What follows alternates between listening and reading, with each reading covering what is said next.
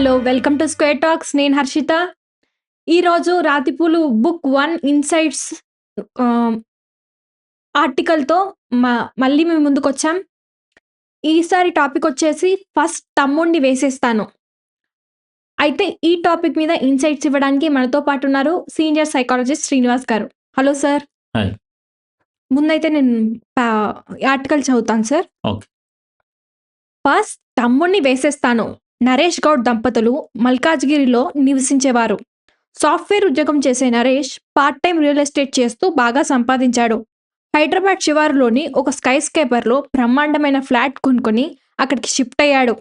దానికి దగ్గరలో ఉన్న ఒక ఇంటర్నేషనల్ స్కూల్‌లో తన పిల్లలను జాయిన్ చేశాడు.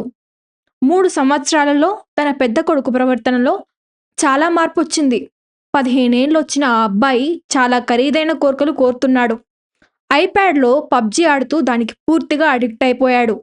అభ్యంతరం చెప్తున్న తల్లిదండ్రులపై కోపోద్రేకాలతో తిరగబడుతున్నాడు. ఒక సందర్భంలో తల్లి మీద చేయి కూడా చేసుకున్నాడు. తండ్రి ఇంటర్నెట్ ఆఫ్ చేయడంతో కోపంతో ఐప్యాడ్‌ను నేలకేసి పగలగొట్టాడు. తన గది నుండి బయటికొచ్చేటప్పుడు తలుపు చాటున దాక్కొని మొదట మొహం బయటపెట్టి చుట్టూ చూసి ఆ తరువాత శరీరాన్ని బయటకు తెస్తున్నాడు. ఇంతగా అడిక్ట్ అయిన కొడుకుని ఒకరోజు తల్లిదండ్రులు బలవంతంగా నిలదీశారు. ఇకపై పబ్‌జీ ఆడటానికి వీల్లేదని ఖరాఖండిగా చెప్పారు. దానికి ఆ కొడుకు నా ఇష్టం, నా లైఫ్, నేను ఆడుకుంటాను. ఆడనివ్వకపోతే మీ అందరిని చంపేస్తాను. మొదట మీరు లేనప్పుడు తమ్ముడిని వేసేస్తాను. అప్పుడు గాని మీకు బుద్ధి రాదు అనన్నాడు. ఆ మాటలకు తల్లిదండ్రులు ఒక్కసారిగా విస్తుపోయి మరునాడు కౌన్సిలర్‌ను సంప్రదించారు. సో, ఇది సార్ ఆర్టికల్. ఓకే. దీన్ని ఎలా మనం అనాలిసిస్ చేద్దాం? యాక్చువల్‌గా ఇక్కడ మనకి నరేష్ గౌడ్ కపుల్ ఎవరైతే ఉన్నారో వీళ్ళందరూ అంటే తను రియల్ ఎస్టేట్‌లో సక్సెస్ అయ్యాడు. Plus part time real estate అది. ఆయన జనరల్లీ సాఫ్ట్‌వేర్ జాబ్. సో, జాబ్‌లో సక్సెస్ అవ్వటం ప్లస్ రియల్ ఎస్టేట్ కలిసి రావటం అనేది అంత ఈజీ అయినది కాదు. హ్మ్. బట్ ఈయన మార్కెటింగ్, మాటకారితనం వీట్ల వల్ల ఆయన చాలా కష్టపడి పైకొచ్చి పిల్లోడిని కూడా మంచి ఇంటర్నేషనల్ స్కూల్‌లో జాయిన్ చేశాడు. సో, ఇక్కడ వరకు మనకి కథ అయితే చాలా అద్భుతంగా ఉంది. తన లైఫ్. ఓకే. సో, తర్వాత మనం చదివే పరిస్థితుల్లో చూస్తే గనక కొంచెం ప్రాబ్లమాటిక్ స్టార్ట్ అయింది. హ్మ్. సో, యాక్చువల్‌గా ఏంటంటే ఇంటర్నెట్ అనేది అందరూ యూజ్ చేస్తున్నాము. మనం అందరం కూడా. ఓకే. కానీ పీయూఏ అని ఒకటుంది. Problematic internet usage. PIU. Okay. PIU problematic internet usage. అంటే ఇంటర్నెట్ యూసేజ్ అనేది ప్రాబ్లమాటిక్ అయినప్పుడే మనకది అడిక్షన్‌గా అవుతుంది. అవును. ఓకే. సో, ఇప్పుడు దానికేంటంటే క్రైటీరియా మనకి మామూలుగా ఎంత టైం చూస్తున్నాడు? హ్మ్. ఎంత ఫ్రీక్వెంట్‌గా చూస్తున్నాడు? ఓకే. ప్లస్ తనకి ఏదైనా ఇంటరప్ట్ చేస్తే గనక విపరీతమైనటువంటి కోపం వస్తుందా? హ్మ్. ఓకే. తన బాధ్యతలు ఎంతగా వదిలేసి చూస్తున్నాడు? హ్మ్. సో, ఇవన్నిటిని బేసిస్ చేసుకొని either he is problematic internet యూసేజ్‌లో ఉన్నాడా? ఆర్ నాట్ అనేది మనం జనరల్ యూసేజ్‌లో ఉన్నాడా? జనరల్ యూసేజ్‌లో ఉన్నాడనేది మనము ఫస్ట్ వేరు చేస్తాం అది. అంటే ఆ కేసు సివియరా? లేపోతే మైల్డా? అనేది చూస్తాం అనమాట. సో, నాకు తెలిసిన ఒక స్టోరీ గుర్తొస్తుంది ఇప్పుడు. ఈ పాయింట్ చూసినప్పుడు. అదేంటంటే హ్మ్. ఒక కింగ్‌డమ్‌లో ఒక పజిలొచ్చింది. ఆ పజిల్ ఏంటంటే 2 గుర్రాలను తెచ్చాడు ఒకతను. హ్మ్. 2 గుర్రాలు సేమ్ టు సేమ్ ఉన్నాయి. హ్మ్. అసలెక్కడ డిఫరెన్స్ లేదు. పట్టటానికి డిఫరెన్స్ అనేది లేదు. అయితే అతనేం జెప్పాడంటే, మీ దగ్గర ఉన్న జ్ఞానం కలిగినోళ్ళలో ఎవడైనా సరే, ఈ గుర్రంలో ఏది తల్లి, ఏది కూతురు ఓకే. అని గనక మీరు చెప్పగలిగితే, మీ రాజ్యంలో జ్ఞానం కలిగినోడున్నారని నేను ఒప్పుకుంటాను. బట్ అదర్‌వైజ్ లేకపోతే మాత్రం వేస్ట్ అని నేనంటానని జెప్తే. అప్పుడు కింగ్ ఆలోచించాడు. జ్ఞానం కలిగినోళ్ళందరూ ఆలోచించారు. బట్ సేమ్ టు సేమ్ ఉన్నాయి. అప్పుడు ఎవరి వల్ల కాలేదు. హ్మ్. ఒకతను నార్మల్ కామన్ మ్యాన్ ఒచ్చాడు. హ్మ్. నేను జెప్తాను. బట్ నాకు ఈవినింగ్ 5:00 దాకా నేను బయట వాటిలిని తిప్పుతాను. అప్పటి వరకు నాకు టైం గావాలని జెప్పాడు. హ్మ్. బట్ ఎవరైనా జెప్తారు ఇది తల్లి, ఇది కూతురని. బట్ నాకు లాజిక్ కావాలి హ్మ్. అని చెప్తే అతను బయటికెళ్ళాడు. బయటికెళ్ళిన తర్వాత అతన్ని టచ్ చేయకూడదనే కండిషన్ బెట్టారు. గుర్రాన్ని టచ్ చేయకూడదు. సో, గుర్రాన్ని టచ్ చేయకుండా తను చూసాడు. చూసిన తర్వాత అబ్జర్వ్ చేసి, ఈ గుర్రం తల్లి, ఈ గుర్రం కూతురని చెప్పాడు. హ్మ్. సో, వాళ్ళందరూ అడిగారు. అది అందరూ చెప్తారు. బట్ లాజిక్ ఏంటంటే ఫస్టు ఇది మేతకెళ్తుంది.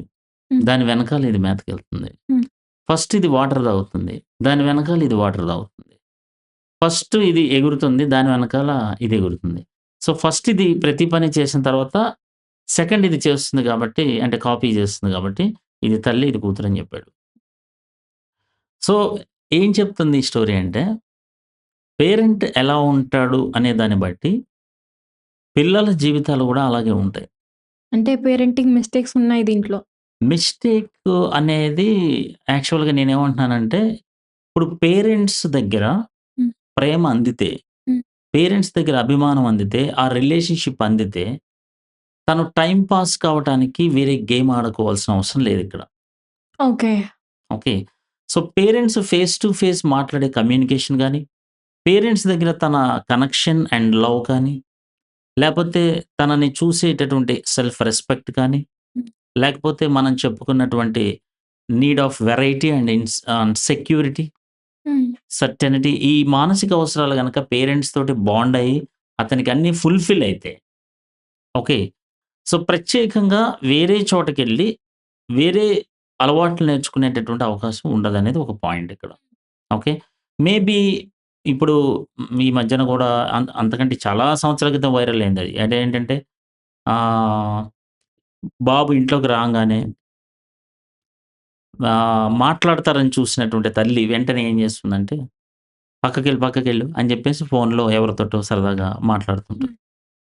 హోంవర్క్ చేద్దామని జెప్పి డ్యాడీని అడిగితేనే డ్యాడీ గూడా ఏమి పట్టించుకోడు. ఫోన్‌లో ఏదో మీటింగ్ గురించి మాట్లాడుతూ ఉంటాడు.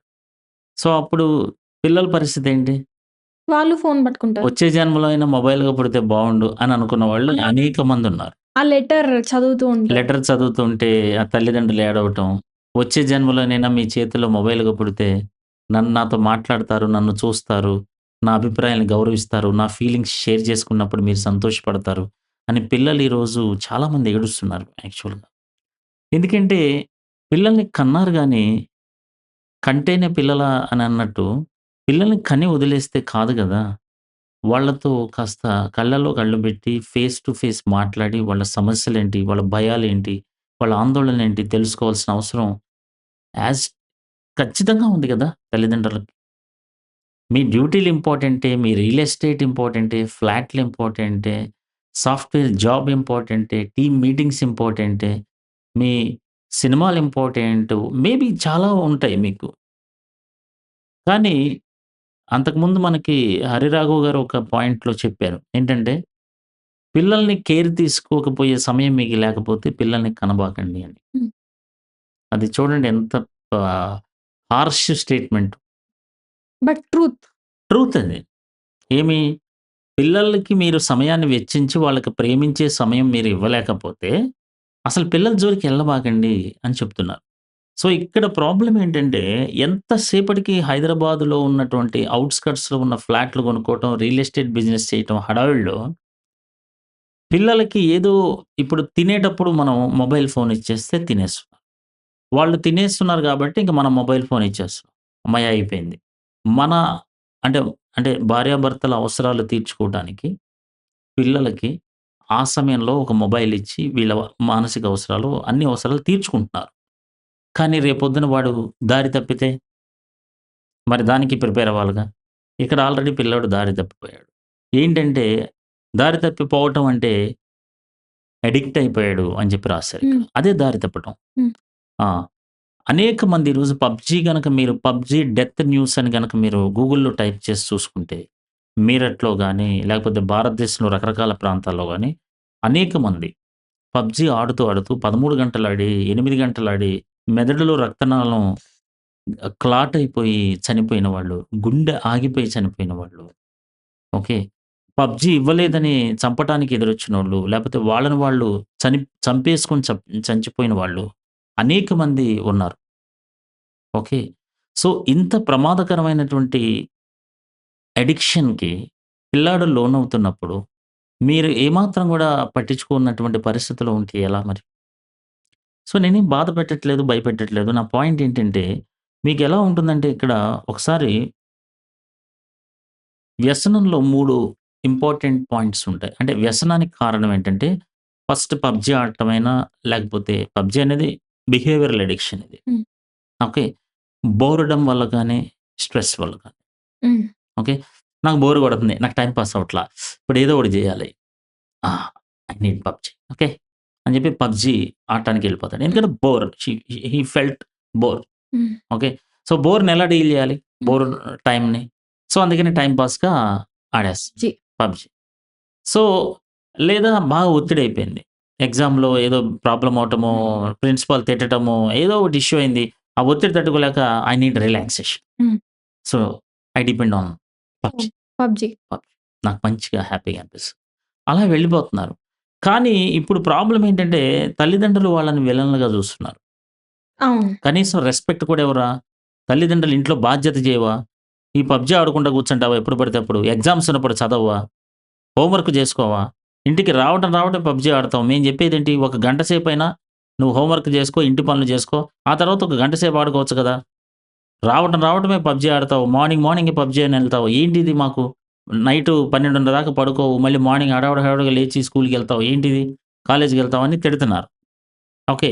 సో, పేరెంట్స్‌కి నేను చెప్పేది ఏంటంటే, మీ అబ్బాయి అవ్వచ్చు, మీ అమ్మాయి అవ్వచ్చు, వాళ్ళు ఒక ఉచ్చులో చిక్కుకుపోయారు. హుహు. ఓకే. ఒక బోన్‌లో చిక్కుకుపోయారు. హ్మ్. ఇంకా చెప్పాలంటే ఒక లూప్‌లో వాళ్ళు చిక్కుకుపోయారు. అంటే ఒక ముంబై ప్రాంతానికి మనం ఎప్పుడన్నా ఎళ్తే అక్కడ స్ట్రీట్స్ మనకు తెలియవు గదండీ! తెలీవు. ఆ తెలియని స్ట్రీట్‌లో మనం ఉండిపోయినప్పుడు, అప్పుడు మనం ఎలా ఫీల్ అవుతాం? ఎంత డేంజరస్‌గా ఫీల్ అవుతాం? ఎంత ఇబ్బందిగా ఫీల్ అవుతాం? ఏదో ఇరుక్కుపోయినట్టు. ఇరుక్కుపోయినట్టు, అడ్రెస్ లేకపోయినట్టు ఇట్లా ఫీల్ అవుతాం.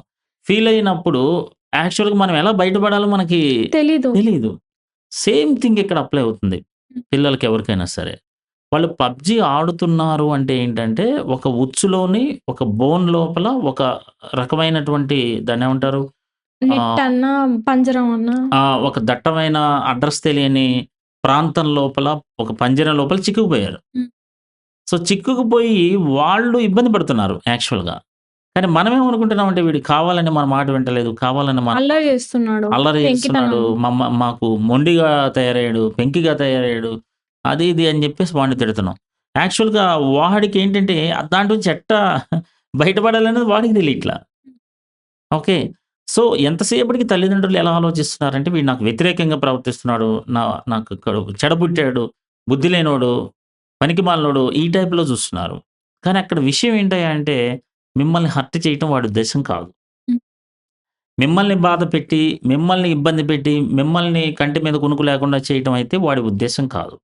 మరి వాడి ఉద్దేశ్యం ఏంటంటే, he wants to enjoy. Pleasure. Pleasure. Enjoy. జాయ్‌ఫుల్‌గా నేనుండాలి. హ్మ్. అది వాడి ఉద్దేశ్యం. సంతోషంగా ఉండాలనే ఉద్దేశ్యం తప్పా అందులో? హ్మ్.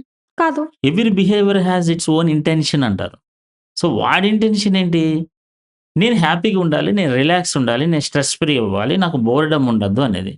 నువ్వు మరి బోర్‌డమ్ ఉన్నప్పుడు, మరి నీ దగ్గర ఇంట్రెస్ట్ ఉన్నప్పుడు నువ్వు మాట్లాడితే యాస్ ఎ పేరెంట్‌గా మీరు మాట్లాడితే, వాడు హ్యాపీగా ఫీల్ అవుతాడు గదా! మరి మీరు మాట్లాడట్లేదు గదా! You are also watching phone right? హ్మ్.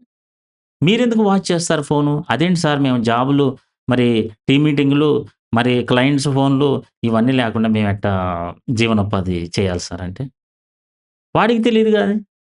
వాడేమనుకుంటున్నాడు, నువ్వెప్పుడు ఫోన్‌లో ఉంటావు గదా! నువ్వెప్పుడు అడిగినా గూడా ఫోన్‌లో ఉంటావు. నువ్వు షార్ట్స్ చూస్తుంటావు. నువ్వు రీల్స్ చూస్తుంటుంటావు. ఓకే. నువ్వు ఫోన్‌లో మాట్లాడుతుంటావు. కాబట్టి నేను గూడా ఏం జేయాలి?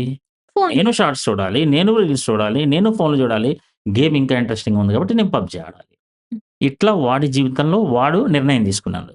ఇప్పుడు నువ్వు కోపపడి కొట్టి, తర్వాత నువ్వు అరే! పిల్లోడిని కొట్టానే అనవసరంగా అని జెప్పి నువ్వు బాధపడతావు. అంటే నువ్వు ఇన్ ద సెన్స్ పేరెంట్. ఒక 30 ఏళ్ల పేరెంట్ ఒక తల్లి బాధపడుతుంది. కంట్రోల్ చేసుకోలేకపోయినా కొట్టకుండా ఉండాల్సిందే అని అంటుంటారు నాతోటి. మరి 30 సంవత్సరాలు, 35 సంవత్సరాలు వచ్చిన పేరెంట్‌గా నువ్వే నీ కోపాన్ని కంట్రోల్ చేసుకోలేకపోతే, హ్మ్. ఆఫ్టర్ ఆల్ 13 సంవత్సరాలు, 15 సంవత్సరాలు, 11 సంవత్సరాలు ఉన్నవాడు వాడి కోరికని, వాడి కోపాన్ని ఎలా కంట్రోల్ చేసుకోగలుగుతాడు? హ్మ్. థింక్ చేయాలా లేదా? హ్మ్. ఎందుకంటే నీకింత ఎక్స్‌పీరియన్స్ ఉంది. ఎమోషన్స్ నువ్వు కంట్రోల్ చేసుకోలేకపోతున్నావు. How can he control his cravings? Hmm. Right. So, ఇక్కడ ఇంకో పాయింట్ ఏంటంటే మనకి 4 దశల్లో వ్యసనానికి లోనవుతాడు. ఎలా అంటే ఫస్ట్ వాడికి థాట్ ఒస్తుంది.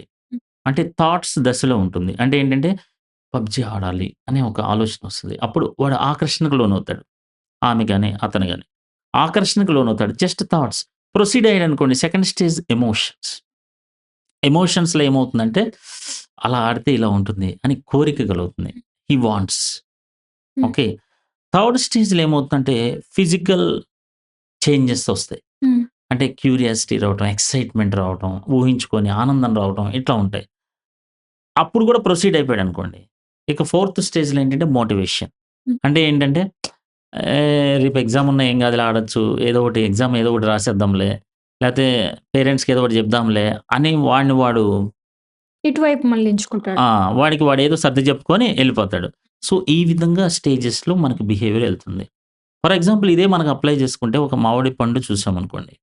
మామిడి పండు తినాలనే ఆలోచనొచ్చింది. Okay.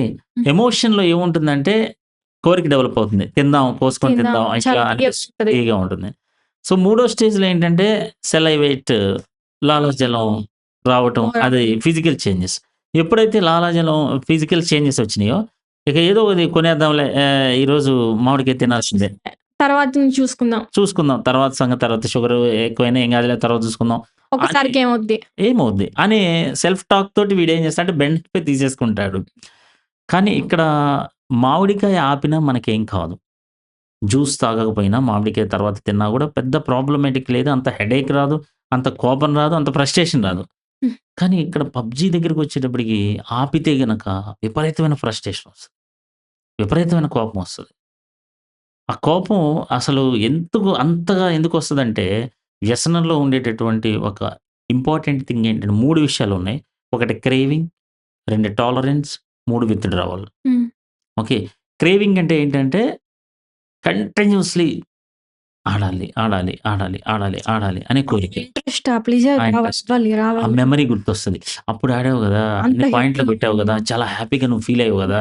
I need that once more అని మైండ్ మిస్ అవుతున్నానక్కడ. మిస్ అవుతున్నావు అక్కడ. అనవసరంగా తొందరగా ఏదో ఒకటి చెయ్యి, ఏదో ఒకటి చెయ్యి, ఆడు, ఆడు, ఆడు అని జెప్పి తొందర వస్తూ ఉంటుంది. క్రేవింగ్. రెండోదేంటంటే టాలరెన్స్ అంటే ఏంటంటే ఇప్పుడు ఈరోజు ఒక గంట సేపు ఆడాడు. రేపు గంట సేపు ఆడితే ఇదే రాదు. ఫీలింగ్ రాదు. ఇంకో 2 గంటలు ఆడాలి. పెంచాలి. ఇంకా పెంచాలి. ఇంకా పెంచాలి. ఈ పెంచుకుంటూ పోవటమే టాలరెన్స్. హ్మ్. ఈ విత్‌డ్రావల్ అంటే ఏంటంటే, సడెన్‌గా గనక స్టాప్ చేశారంటే ఆడేవాళ్ళని, మీరు సడెన్‌గా స్టాప్ చేస్తే వాళ్ళకి పిచ్చి లేస్తది. విపరీతంగా ఎవ్వడినైతే వాడిని ముందర కొట్టే బుద్ధయితది. తల్లా, తండ్రా, చెల్లా, అన్న, అక్క ఎవరన్నా అసలెవ్వడినైనా సరే వాళ్ళన్నా హార్మ్ చేసుకుంటారు లేకపోతే. అంతే. ఆ స్థాయికెళ్ళిపోతుంది. హ్మ్. సో, ఇది విత్‌డ్రావల్. అంటే ఇక్కడ మనకి బ్లాక్‌మెయిలింగే. హ్మ్. బ్లాక్‌మెయిల్ ఎందుకు చేస్తారంటే నాకది కావాలంతే. అంతే.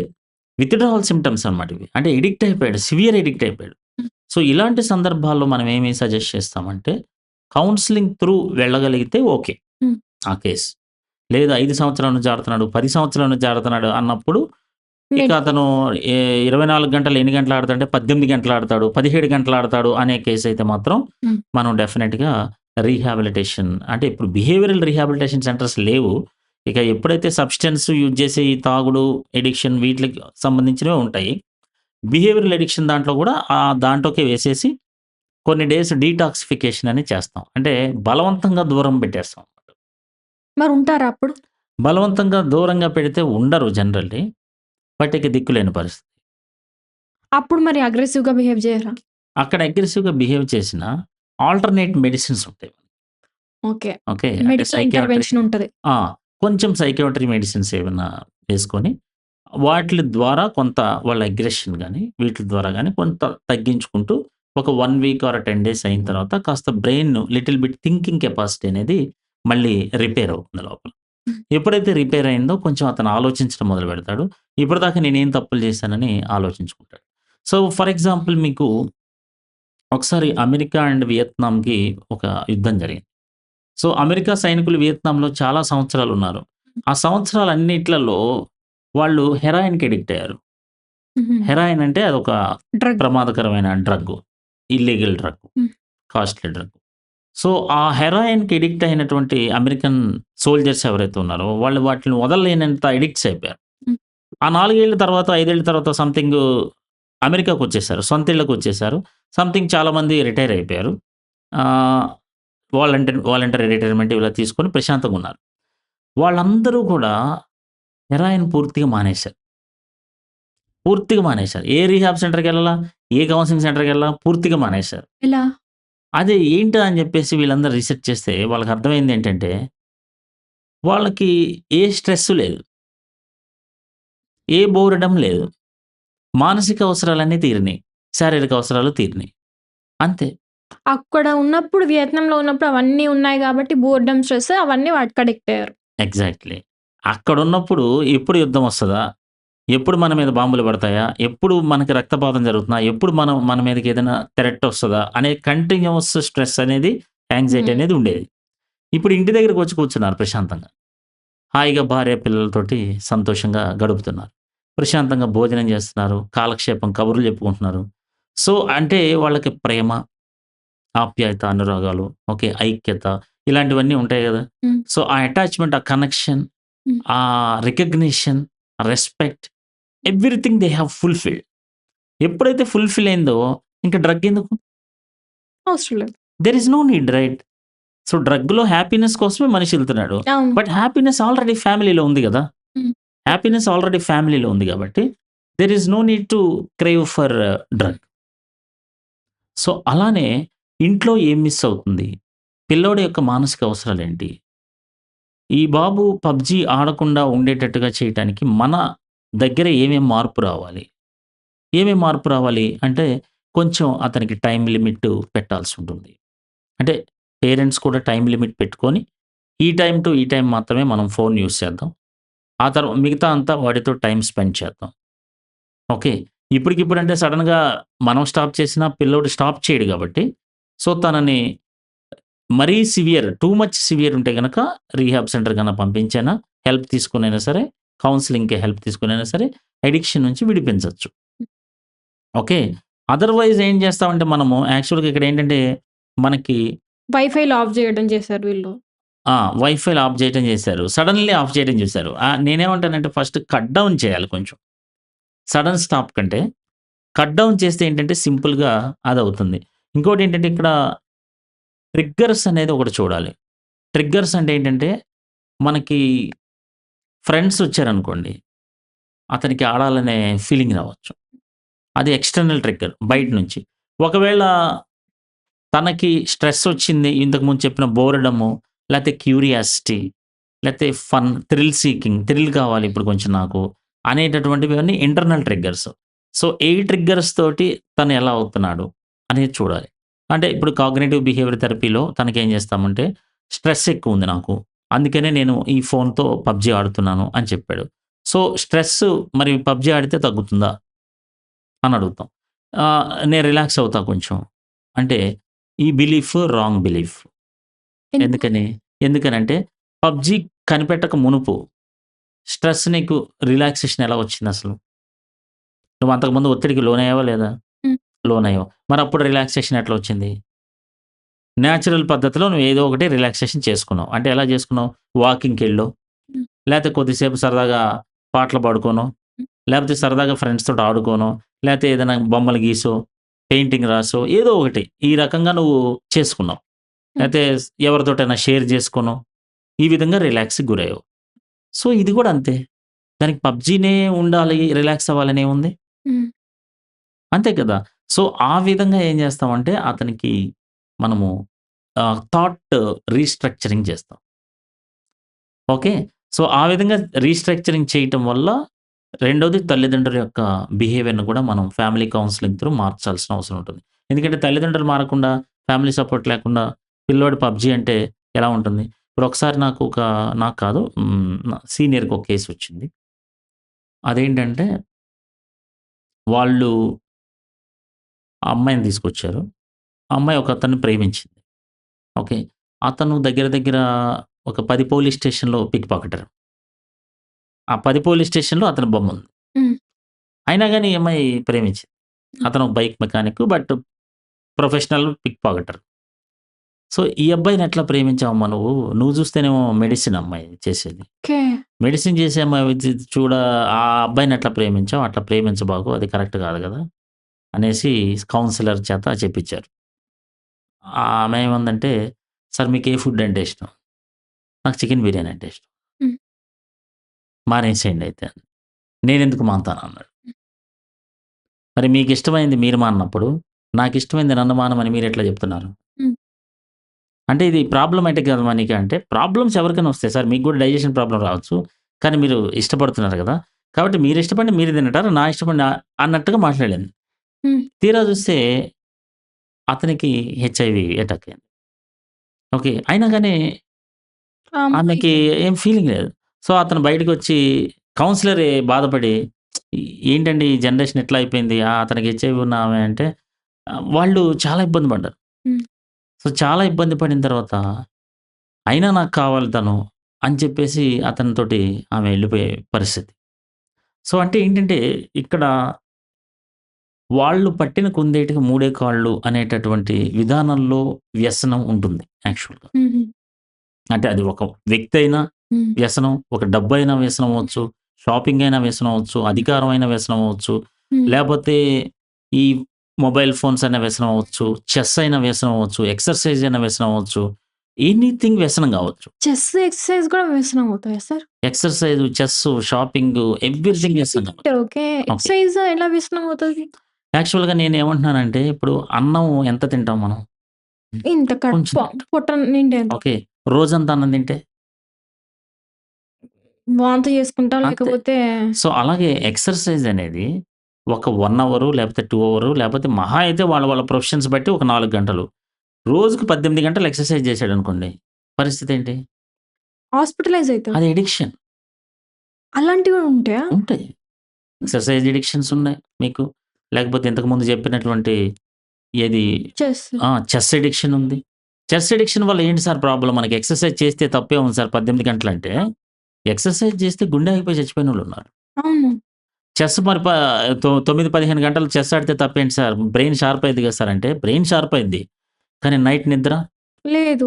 నిద్ర లేకుండా డ్యూటీ ఎట్లా చేస్తాడు? లేడు. ఇంట్లో బాధ్యతలు ఎట్లా చేస్తాడు? జీరో. అన్ని విధాలా 360 డిగ్రీస్ యాంగిల్‌లో ప్రాబ్లమే గదా! సో, అదే ప్రాబ్లమ్. సో, ఏదైనా సరే ఒక లిమిట్ వరకు అయితే ఓకే. హ్మ్. లిమిట్ దాటి టైం ఎళ్ళిపోయినా, అమౌంట్ ఆఫ్ టైం ఎళ్ళిపోయినా, బాధ్యతలు నిర్వర్తించకపోయినా అది వ్యసనం. ఓకే. మనకి డయాగ్నోస్టిక్స్ అండ్ స్టాటిస్టిక్స్ మాన్యువల్ డీఎస్ఎం ప్రకారం బాధ్యతలు వదిలేసి పారిపోవటం గాని, విపరీతమైన 24 గంటలు అదే ఆలోచన ఆడాలి, ఆడాలి, లేకపోతే తినాలి, తినాలి అదే ఆలోచన. Food addiction. Okay. Food addiction. So, 24 గంటలు అదే ధ్యాస. సో, విపరీతమైన క్రేవింగ్స్, విత్‌డ్రావల్స్ వచ్చేటప్పటికి అంటే స్టాప్ జేస్తే విత్‌డ్రావల్స్, బ్లాక్‌మెయిలింగ్ కోపం ఇవన్నీ కూడా వచ్చేసేటటువంటి పరిస్థితి ఉంటుంది. కాబట్టి ఏంటంటే, ఫస్ట్ ఏంటంటే ఈ యాప్స్‌లో చాలా టెక్నికల్‌గా వాటిని యాప్స్ చేస్తారు. అట్రాక్టివ్‌గా. అవి ఆడితే ఇంకా ఇంకా ఆడే ఆడేటట్లుగా బాగా ఆడేటట్టుగా చేస్తా ఉంటారు. కాబట్టి ఏంటంటే యాప్‌కి ఫస్ట్ టైమ్ లిమిట్ పెట్టుకోవాలి. యాప్ టైమర్ గాని, ఫిజికల్ టైమ్ అలారం గాని. అలారం పెట్టుకోవాలి. రెండోదేంటంటే నో ఫోన్ జోన్. అంటే స్లీపింగ్ టైమ్‌లో ఎట్టి పరిస్థితుల్లో అది ఫోన్ వేరే రూమ్‌లో పెట్టుకోవాలి. హ్మ్. ఓకే. స్లీపింగ్‌కి 1 అవర్ ముందర ఫోన్ చూడకుండా ఉండేటట్టుగా చూసుకోవాలి. మాకు టైం కోసం చూస్తున్నాం సార్ అంటే మీరు వాచో ఏదో ఒకటి అలారము, క్లాకో ఏదో ఒకటి కొనుక్కోండి. హ్మ్. ఓకేనా? లేదు సార్ మేము టార్చ్ లైట్ కోసం పెట్టుకున్నామంటే మీరు ఇక ఏదో ఒకటి టార్చ్ లైట్ అన్నా కొనుక్కోండి. కొనుక్కోవాలి. ఓకే. నెక్స్ట్ ఏంటంటే కొద్దిగా అప్పుడప్పుడు పెయింటింగు, అప్పుడప్పుడు డ్రాయింగు, అప్పుడప్పుడు కొంచెం బుక్స్ ఏదైనా ఉంటే మంచి paper, books reading, physical paper reading. Okay. అదొకటి. మళ్ళీ ఫోన్‌లో రీడింగ్ అంటే మళ్ళీ ఫోన్‌లో నోటిఫికేషన్ వస్తది. మళ్ళీ ఆటోమేటిక్‌గా అటు మైండ్‌లోకి జంప్. వెళ్ళిపోతుంది. ఓకే. కొద్దిగా మినిమమ్ కాస్త వాకింగో, రన్నింగో, జాగింగో ఇలాంటివి చేసుకుంటూ జాగ్రత్తగా ఉండటం చాలా అవసరం. డెఫినిట్‌గా అతను ఇదవుతాడు. హ్మ్. Thank you sir. ఇది అందరికీ ఉపయోగపడే టాపిక్. ఎక్కడో ఒక్కసారి వెల్కమ్. ఆహ్, ఎవరో ఒకరు ఏదేదో దానికి అడిక్ట్ అవుతూ ఉంటారు. సో, మనం గనుక ఆల్టర్‌నేటివ్స్ చూసుకున్నట్లయితే ఈ సమస్య నుంచి బయటపడొచ్చు. Thank you. నెక్స్ట్ వీడియోలో మళ్ళీ కలుద్దాం.